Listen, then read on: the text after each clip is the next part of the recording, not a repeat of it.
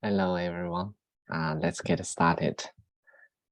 Last week, we talked about the basics and why we are doing energy systems analysis and what is energy system analysis.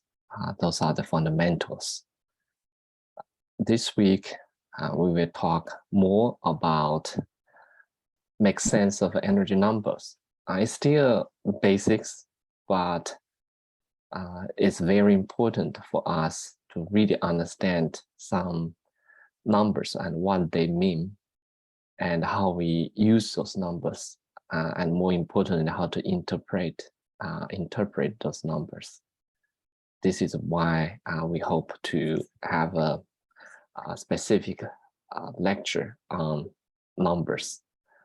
And models rely on data, and those data and assumptions drive modeling results.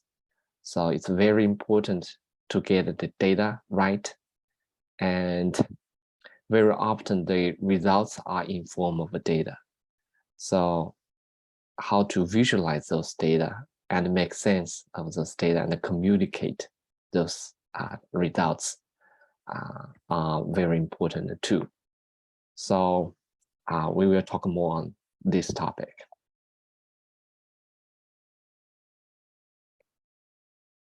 This is an example. I was attending COP11 in Copenhagen. I took this picture from the train when I traveled to the conference venue. And as you can see from the balloon, right, this is the size of 1 ton of CO2. We all talk about CO2, but what it really means, and this balloon gives you a concrete sense of what really is 1 ton of CO2. That gives you a sense, right? And build beyond that, this is an artwork, and you can see New York City's daily carbon dioxide emissions as 1 ton spheres. If we can visualize what New York City emit in 1 day, and this is how much carbon dioxide you can see. It's even the period even higher than the Empire State Building. So that's just one city, in 1 day, right? Think about 7 to 8 billion population globally and emit in 1 year. That's if you can compare those scale.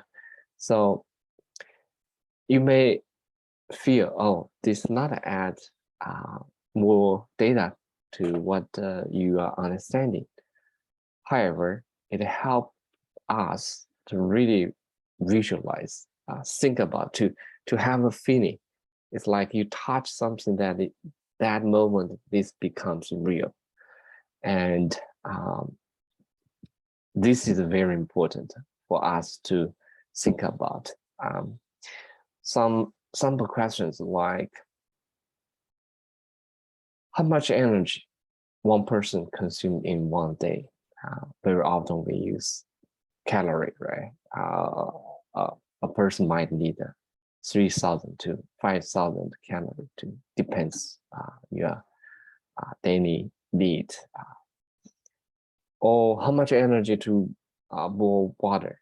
How much energy it consumes for your computer to run 1 day? You can assume you use your computer very extensively. And so once you build up those sense of data on your daily life, you would have better understanding of when you do simulation, when you do modeling, what those numbers really mean. One other example is the very famous climate stripes. This is an example to show what our temperature has changed over the past decades, maybe past centuries, right? From about 1850 to today. And if we think about the comparison to the pre-industrial revolution age, and we are about, the temperature has rising about 1 to 1.1 degrees C. And this visualization is compared to the average temperature over the whole period.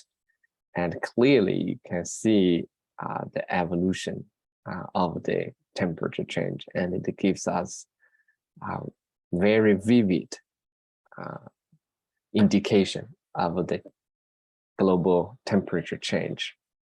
This chart has different form.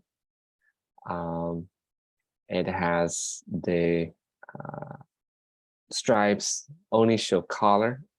I pick up the stripes also show the scale of the change, and it's just different form of a visualization, but the message is very powerful. It's the Earth is warming and the impact is severe, and we must take actions. The message is very strong and clear, and it's a very good strategy for communication. Let's see. So all this come in the end, or it's the global carbon budget, right? The rationale is we use fossil fuel, and fossil fuel emit carbon to the atmosphere, which is basically what we human being activities add to the atmosphere. Each year we add about 35 billion tons of carbon dioxide to the atmosphere, and that contribute the concentration of carbon dioxide in the atmosphere, and that lead to the warming effect of the atmosphere, and of course what we discuss as climate change. But that's one cycle of the carbon budget, global carbon budget. There are other cycles, for example, land use change, land degradation, and deforestation, and there are also intake of carbon. For example, ocean intake more, biosphere intake more, and what we really look at is the net carbon dioxide concentration change in the atmosphere. And all these different cycles are very important scientific research that need to better understand how the carbon budget in each of these reservoirs and how the flow change, so we know where the carbon sources and sinks are.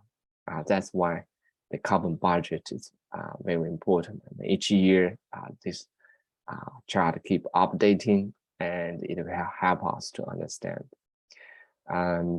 As you can see here, if you have different interests, each of those great area to research the flux, the dynamics of carbon flow, and the change of the carbon reservoirs. What we focus in this class is this, the energy fossil energy part and the renewables that can contribute the reduction, right? And the policy or mechanisms that can accelerate the development of renewables and the phasing out of fossil energy.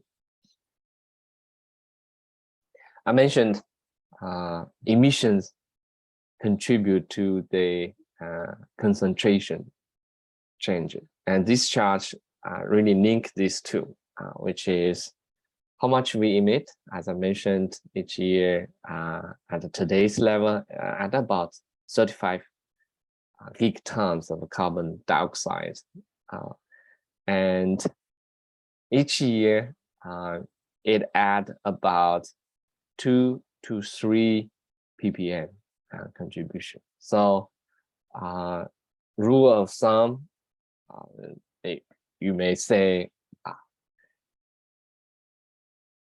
10 gigaton of carbon dioxide emitted would add 1 ppm to the atmosphere, as you can see here.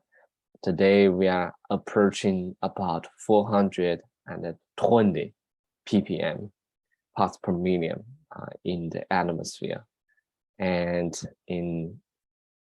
at the beginning of that's pre-industrial revolution, right? Before we have large scale usage of fossil fuel, it's about 280 ppm,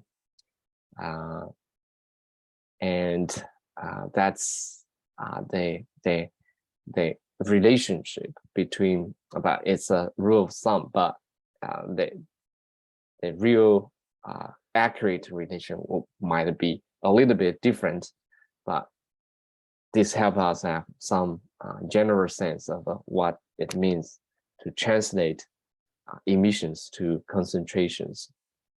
And the concentrations can keep going. So if we want to have the temperature limit to no more than 2 degrees C, we have to think about 450 ppm, and we do not have much time. So if each year we add about 3 ppm concentration, then it's just 10 years for us to really think about. And if we want to have the temperature limit 1.5 degrees C or even 1 degree C, we have to talk about 350 ppm or 300 ppm, and we already exceed that, and we have to really decarbonize to achieve net zero carbon emission in order to for us to still have the chance to achieve that. And once we achieve net zero carbon emission to the atmosphere, then the concentration would stabilize, right? And if we want to reduce the concentration, then we would need the carbon sequestrations to reduce the concentration.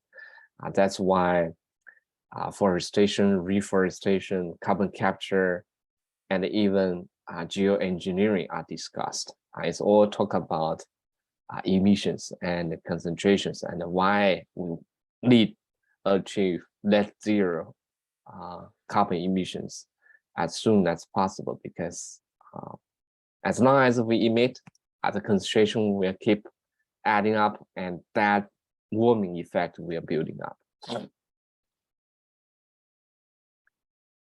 You may also have a lot on the energy units. I mentioned joule, calorie, ton of coal, ton of oil, or coal equivalent, oil equivalent, or BTU, British thermal units. This is all come from the history of energy. When we first know how we first know to measure energy, we use some daily life until using the international standard units. So, for example,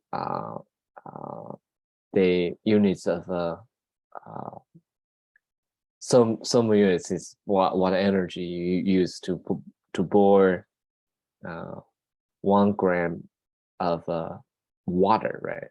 So, and those are how you make sense of it. And in the energy trading business, many cases you use the oil equivalent or million tons of oil equivalent, as you would see in some of the discussions.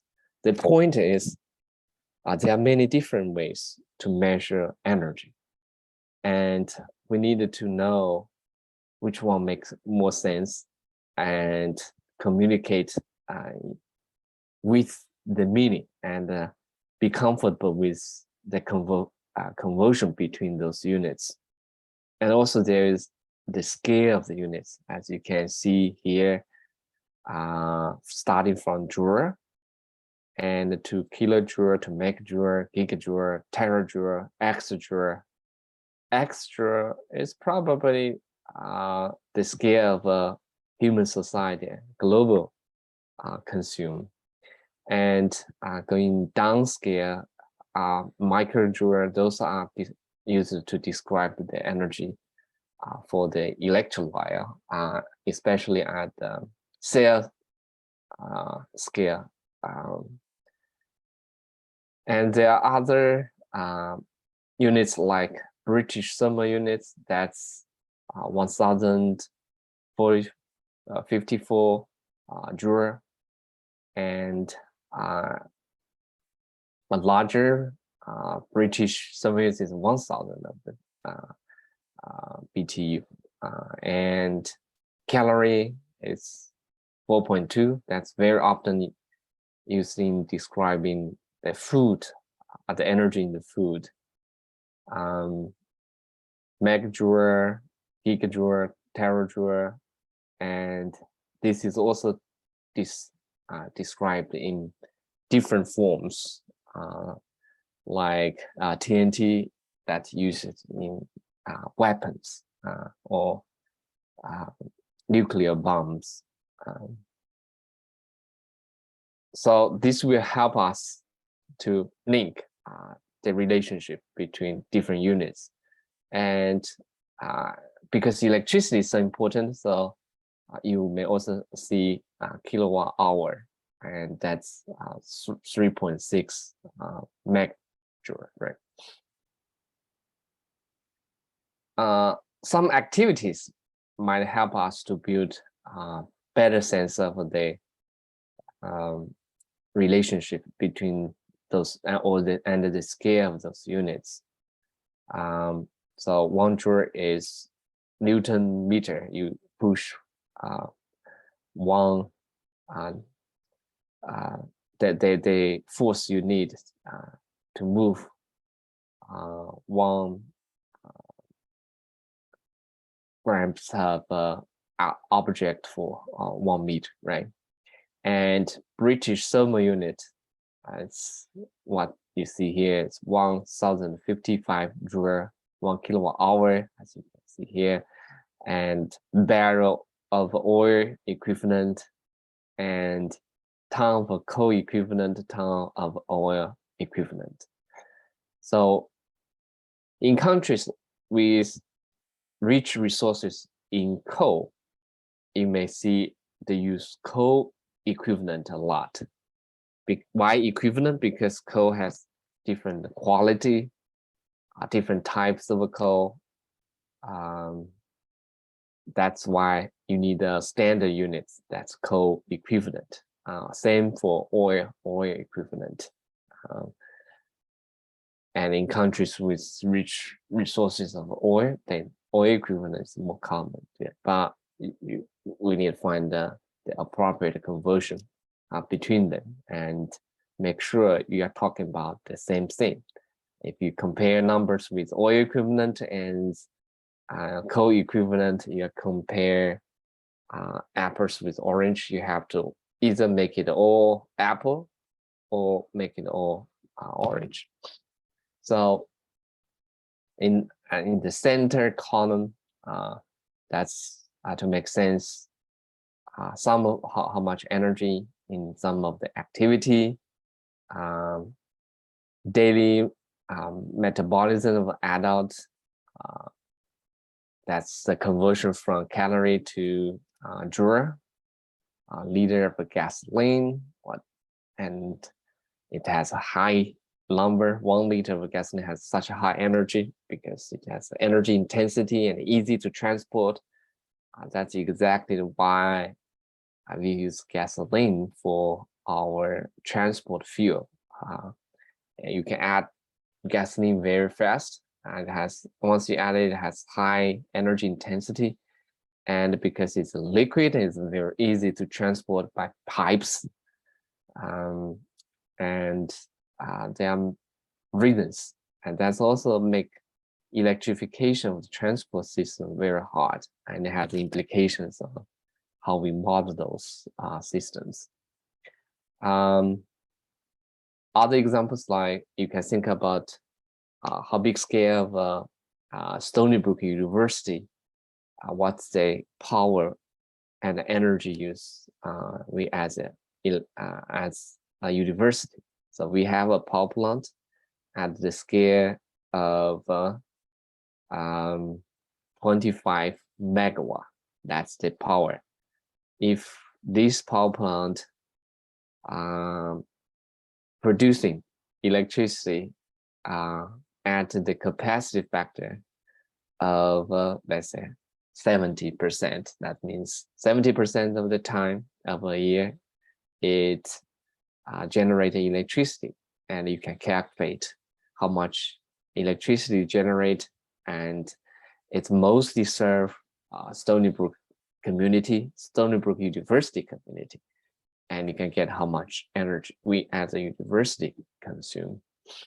Other examples like typical power plant, 700 megawatt annual electricity production at 15 per petrojoule, and New York City, or at the scale of about 1 exajoule, and you can see gigajoule. In 2005, world primary energy use is about 500 exajoule.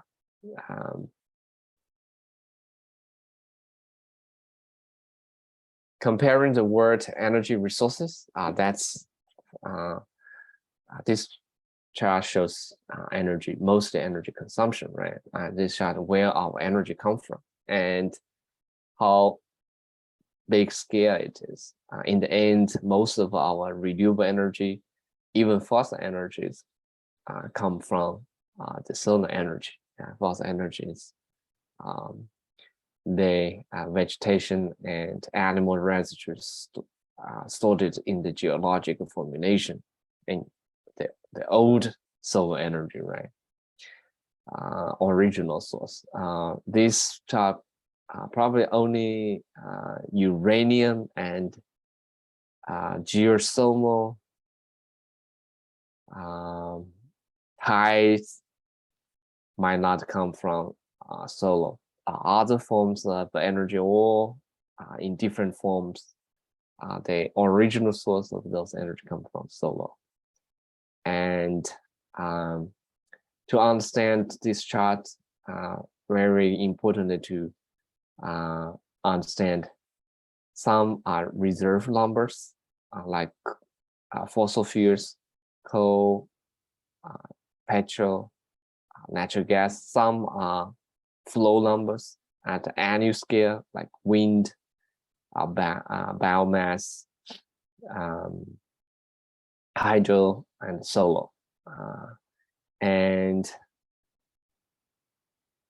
global total energy consumption, as you can see here, as compared to the different form of energy sources. That means if we really compare, solar is more than that's this solar resource we receive from the sun, and it's way larger than, but we have to see how much we can really harvest, right? And wind can compare the scale of wind and the scale of the global total energy use. Wind can satisfy the total energy use. Biomass probably not enough. Geothermal not enough. And if we compare the scale energy use and the reserve of fossil fuels, and we can know if all energy come from fossil fuels, how many years remaining if we continue using them. And message here is resources is not the constraint, or not the main constraint. It's about the impacts. It's about the reliability of the service, the environmental and other consequences of a continued burning fossil fuel. This is another way to think about the energy stock and flow, how much we receive from as a on top of the atmosphere as the sun reach the earth, and how much intake of the global vegetation and the change of the dynamics in the atmosphere, some using for water evaporation, some using for surface heating, and some of this becomes wind energy, some wind drive wave energy, and only a portion of that using for the photosynthesis. And that in the old from the historic side, those converted to fossil fuel, and how much energy we consume each year of this fossil fuel, and some of those becomes solar energy, and then we can harvest the solar energy. And compared to the global energy use, here we will talk a little more. One is to describe the power. One is to describe the energy. These two are very important when you talk about energy, and it's very important that you are clear about what you're talking about. So here, the chart summarizes the difference between energy and the power. Energy is used to move, heat, or charge, or illuminate an object. It's the capacity to do work, the ability to do work. If you have energy, you have the ability to move things around, to heat your room, to charge your battery, to charge your phone, or illuminate your room that from the lights, keep your lights on. And we use Joule, BTU, British thermal units, in big British thermal unit, or small or calorie. Those are in forms of energy we describe. And standard units of home energy use is the kilowatt hour. That because gradually we use more electricity, and kilowatt hour of electricity is more straightforward to describe energy. And 1 kilowatt hour can charge about 100 smartphone, can drive electric vehicle for about 2 miles, and its home energy run for 1 hour, which means that the power in your home is about 1 kilowatt. This at your bulbs, LED lighting, fridge, dryer, washing machine, dishwasher, all these appliances together, on average, the power is 1 kilowatt, and the energy use is 1 kilowatt hour for 1 hour, right? And that need to what is power? The power is how quickly something uses or produce energy. I mentioned Stony Brook has a power plant at 25 megawatt. That's the power, which means if you run the power plant for 1 hour, it generates 25 megawatt hour of electricity. That's energy, right? So there is a temporal or time aspect in the energy. So, for example, residential solar panel at 4 kilowatt. I mentioned why we need a 4 kilowatt to power 1 kilowatt of a house, because the capacity factor of a solar is very small. It's at the scale of 20 to 25% of a capacity factor. That's why you would need a 4 kilowatt of, in my case, because New York, I installed solar PV in my home, and New York's solar capacity factor is even lower. So even I have lower energy consumption, I need a 7 kilowatt of solar PV in order to satisfy all my energy use. Here, one small turbine, 1 kilowatt, well, very small. Now today's largest can achieve 5 megawatt or even 10 megawatt wind turbine. For the large ocean offshore wind turbine can as large as 10 megawatt or even 15 megawatt as is developing. Microwave is about 1 kilowatt. The higher, the faster you can heat your food.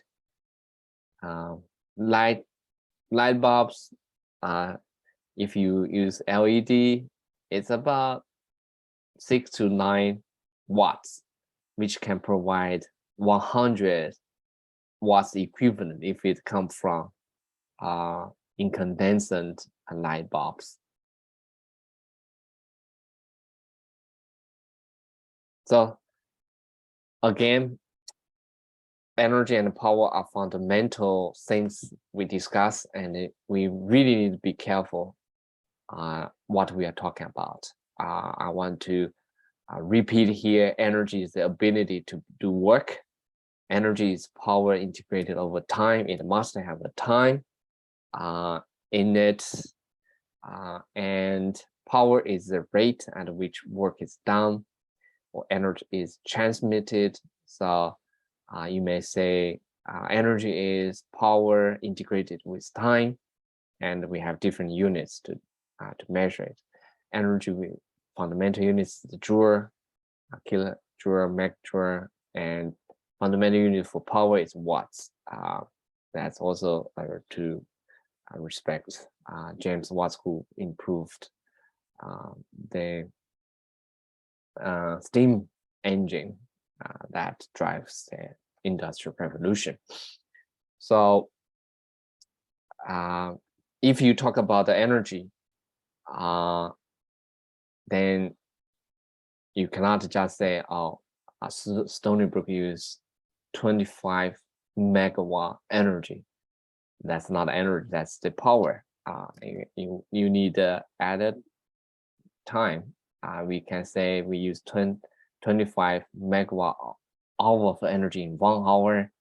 And if that power plant runs annually, a year, that's the electricity or the energy we use in a year. So with our understanding of the right concept, right units, we can use our skills. You probably hear the term back of the envelope estimation. We can I just designed this back of the envelope with the 17 most famous formulas in the world.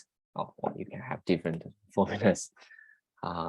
Some like the gravity or the famous energy formula, or the normal distribution, or other, no matter how many you can really recognize. I can only recognize like 7. But the point is, you can use this limited space to do some interesting calculations or estimations. As I just mentioned, you can calculate how much energy we produce in Stony Brook's 25 megawatt power plant. You can calculate if, let's say, if I install 7 kilowatt solar PV on my rooftop, how much energy I can get in 1 year. Make reasonable assumptions. You can also imagine, put some reasonable estimation that how much energy New York City consume in a year, or a country, for example. Or you can calculate with bold but reasonable assumptions how much land we need for building solar panel that can satisfy all energy use for human being. So those will help you to really define the problem, find reasonable assumptions and the data to make the basic calculations. So what's the point of do such calculation is, if the media or the experts are talking nonsense or making sense, right? And those can be very important. So make use of to really have a habit that you can do such calculations.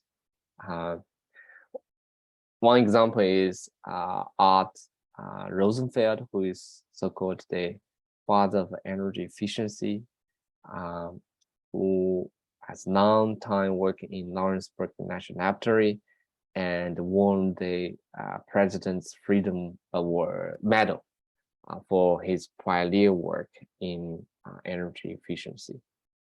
So in respect of Arthur Rosenfeld, his colleagues and his students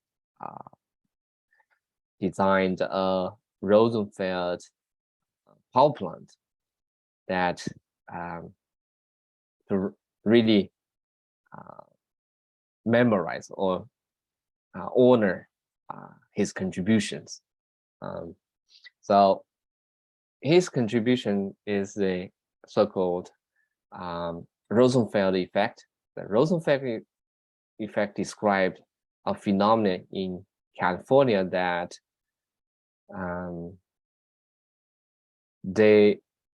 due to the introduction of energy efficiency measures, including appliances energy efficiency standards and many other regulatory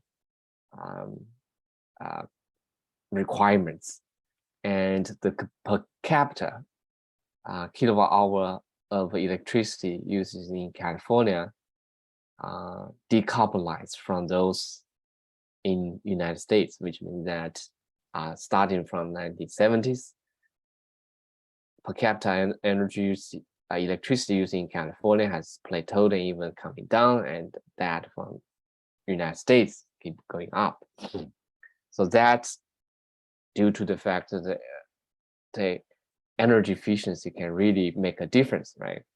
And if everyone or every state in United States follow the footprint of California, we wouldn't need this much of energy consumption. So the very fact of contribution for energy efficiency is what we call the Rosenfeld effect, that can lead to the plateau and the decrease of the per capita electricity usage in California. And I mentioned the Rosenfeld, how we really define the energy savings or the energy, the contribution of energy efficiency. So the students or the colleagues define the Rosenfeld power plant, which is a power plant that at about 500 or 300, I needed to confirm that, megawatt runs at a typical efficiency, about 30% of efficiency, and the typical capacity factor, 70% of a capacity factor, and how much electricity could jet. So, which means without energy efficiency measures, how many more Rosenfeld power plant you would build. And you can say, oh, these measures reduce the building of 2 or 3 or 5 Rosenfeld power plant. So that makes it vivid. So which means, oh, we don't need to build a new Rosenfeld power plant, right? Same idea or concept is compare the energy efficiency measures or energy savings with the Three Gorges Dam. We know Three Gorges Dam is the world's largest hydro power plant in the world, and it can generate about 100 terawatt hour of electricity in a year. And this study try to quantify energy savings from super energy efficiency products in different appliances. For example, computers, copiers, printers, supplies, smart models, TV, and if we introduce super efficiency appliances, you wouldn't need to build a Three Gorges Dam. That's a big message, right? Which means those savings are big, are huge. So you may find a project that's very visible and compare that to the project to show the scale. Rosenfeld plant is example. Three Gorges Dam is another example. Those are the tricks that how we really make sense of those numbers. And you may find other researchers or communicators use the same trick, but you also need to find if that is a really big number, right? You can compare to Three Gorges Dam, that's really big, but you can also compare to a person's daily energy use. That might not a big number, but we are, oh, this is it's a millions population, right? Or this power plant or this offshore wind can power million households. So you need do some back of the envelope calculation to say is that really a big number? Maybe, or maybe not. So that's why we are talking here, to make sense of those numbers. And once you have a general idea, you would know what they are talking about. So now there are many different sources of data, energy or climate or carbon, where we can find those data. For example, for energy purpose, IEA is very good source. EIA also very good source. We need you to understand the difference. IEA is the International Energy Agency, which mostly cover OECD countries, but it also have global database. EIA is the Energy Information Administration. It's part of the DOE, Department of Energy, but it's more bipartisan information institution. It has rich data source, and they also have modeling, and it has public communication. For example, they have published Today in Energy. That's very often a good source for the recent developments and energy news. You no need to say UN, World Bank, and other sources like BP Statistical Review of World Energy provide a comprehensive database for energy supply, demand by different countries over history. And there are other official, non-official sources, and even data from BP Statistical Review might be different from those from IEA, EIA. So pay attention to what units they use, what numbers they have, and are they consistent? If you use one source, you better mark the source so they know what numbers you use. Those are very important habit when we use those numbers. Climate, NASA, ANCA, UNEP, LOAR, those are because now data are vastly available due to the use of satellites, sensors, monitoring. You can say they are big data. It's really big data.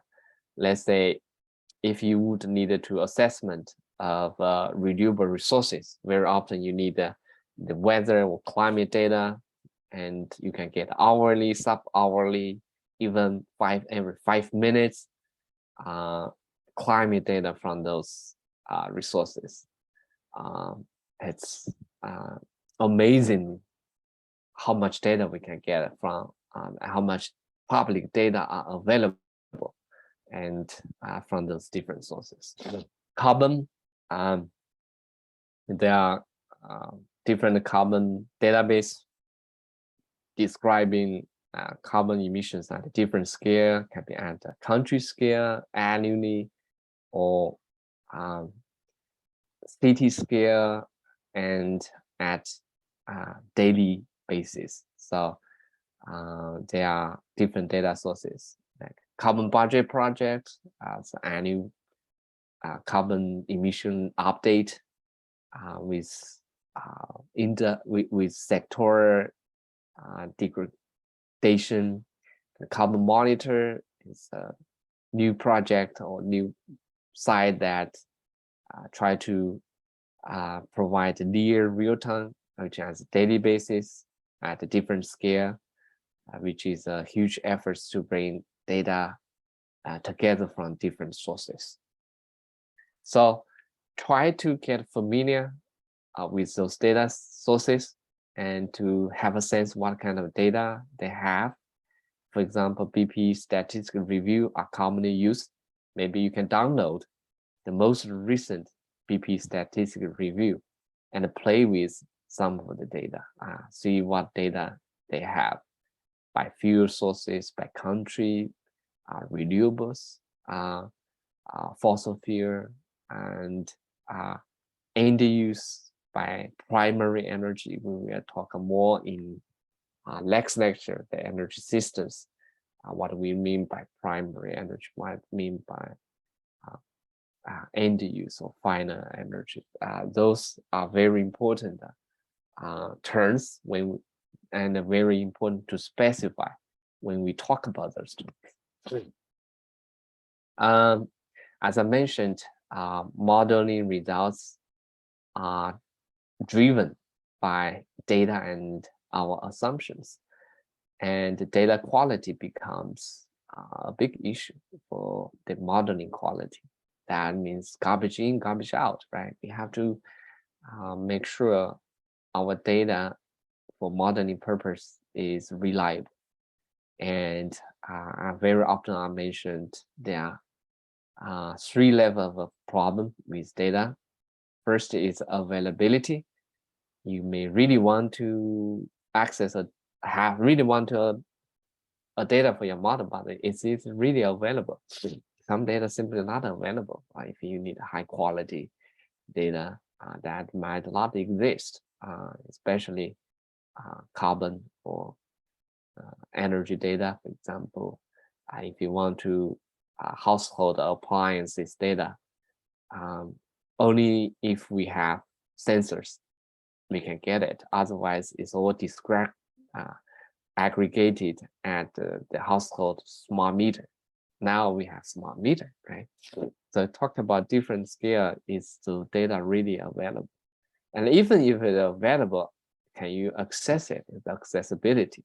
Yes, we have many households now have smart meters, but due to the fact that to protect the privacy and other consideration, those data cannot be shared. So you may not access it.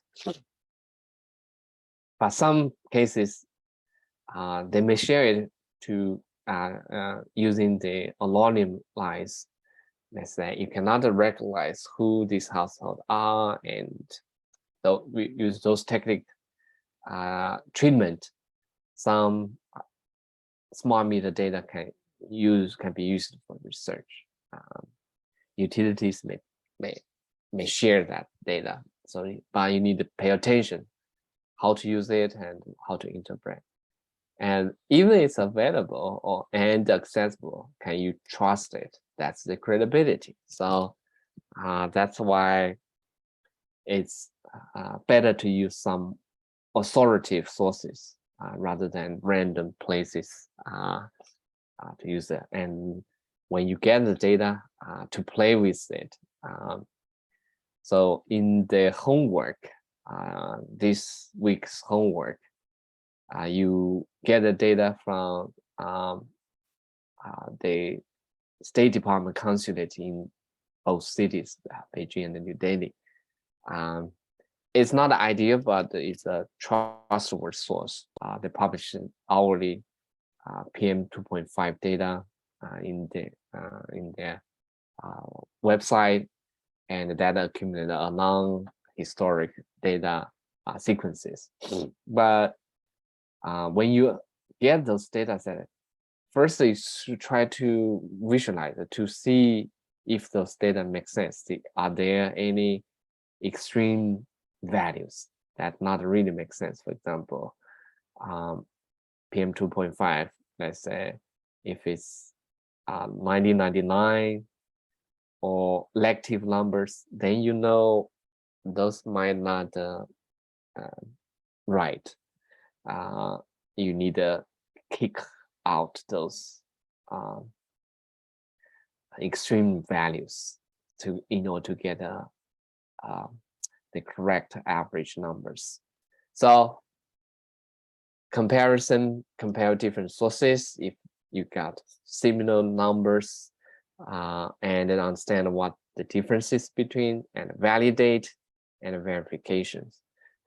Are those numbers validated with historical real data, and can you really validate the source of those data? You may get a data which looks nice, but you don't know the source. That will become a problem. And so for any of the data, try to locate the source so you can link with who is producing it and can we trust it, and is it comparable with other sources, and are those data validated with historical real data.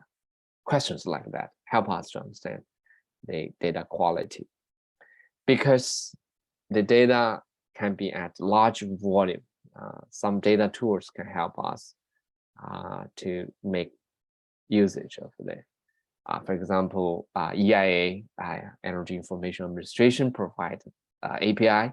You can download the data in their database, and there are many open source packages to really, sometimes you don't need to define the API. For example, power system data, because EIA has all different requirements of how power plants report their data, and that becomes some old data are in forms, not in spreadsheet, and there are quite a lot of packages really help, like the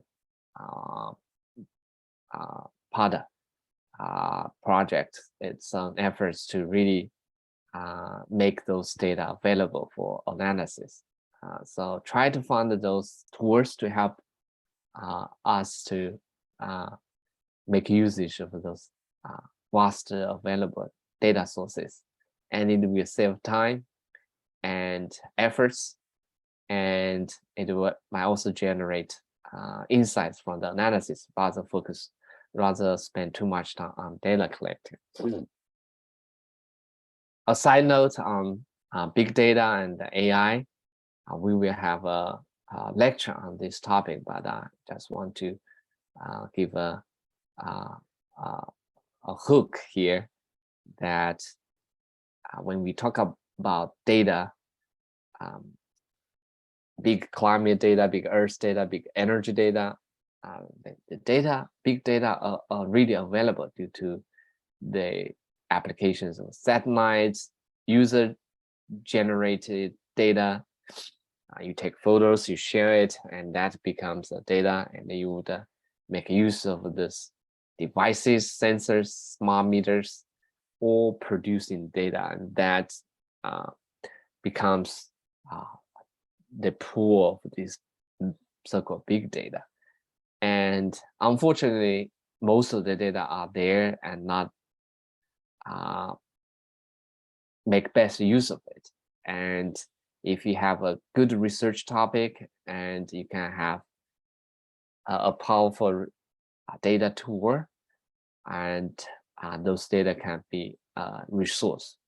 That's what we call the data-driven approaches to analyze, to support, to add the policy evidence to support the policymakers. However, big data doesn't necessarily mean big picture, because there are quite a lot of information that may not directly use, or just extra information that not necessarily help us to understand the big picture. And artificial intelligence or AI doesn't necessarily mean better insights. That we really need to sharpen our sword, our skills, and to analyze those data to show insights, to show big picture. That's what we hope to get. Okay, that's all for today, and I post some references on Brightspace. So those papers are quite helpful. Please review the papers. And I also post homework 1, and the due date is in about 2 weeks, and September 12th. Please prepare to submit your homework on time. And if you use code, please submit your code too. For any questions, please make use of my office hour or the discussion board, and I'll try to address them. Thank you.